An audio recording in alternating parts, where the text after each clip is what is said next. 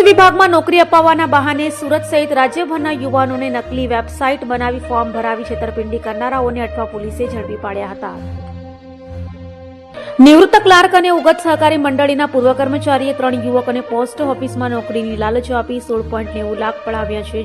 બંને કાઠિયા, નવસારી અને અમદાવાદમાં 12 યુવકોને સરકારી નોકરીની લાલચ આપી કરોડોની રકમ પડાવ્યાની વાત છે. બનાવને લઈ સુરતના અઠવા લાઇન્સ પોલીસ મથકમાં નિર્ભય ગજ્જરે ફરિયાદ નોંધાવતા અઠવા પીઆઈ સોલંકી સહિતનાઓની ટીમે તાત્કાલિક તપાસ હાથ ધરી હતી અને લાખોની ઠગાઈ આચરનાર ઠગો જેમાં સિદ્ધરામપુરા ખાતે ઓલ નીલગગન એપાર્ટમેન્ટમાં રહેતા ભૂપેન્દ્ર શર્મા અને નવસારીના કબીલપોરમાં રહેતા બ્રિજેશ પટેલને ઝડપી પાડી સળિયા પાછળ ધકેલી દીધા હતા.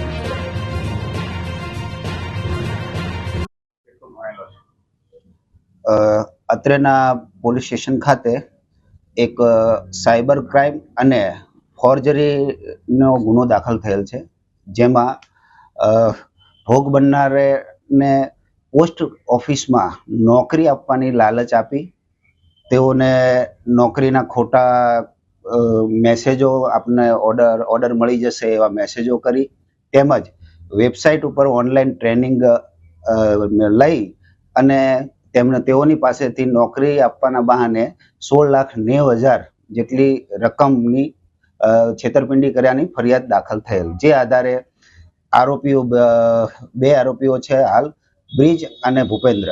બ્રિજ નવસારી ખાતેનો રહેવાસી છે, તે બી ઇલેક્ટ્રોનિક કરેલું છે. તેણે પોતે સોફ્ટવેર એન્જિનિયર છે, વેબસાઇટ ડેવલપિંગનું પણ કામ કરે છે અને અગાઉ તે ઉગત સેવા સહકારી મંડળી નવસારી ખાતે કોન્ટ્રાક્ટ બેઝ ઉપર સેવા આપતો અને ત્યાં સર્વર મેનેજમેન્ટનું કામ કરતો હતો, જેથી તે ત્યાંની તમામ કાર્યવાહીથી વાકેફ હતો.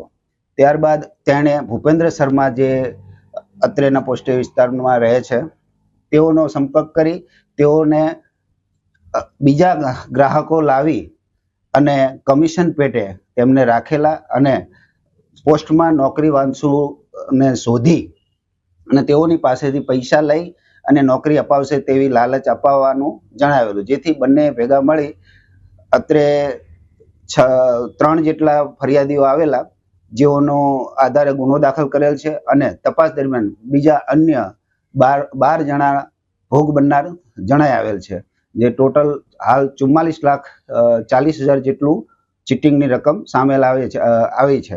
હજી પણ વધુ આમાં ભોગ બનનાર હોવાની શક્યતા જણાયેલ છે.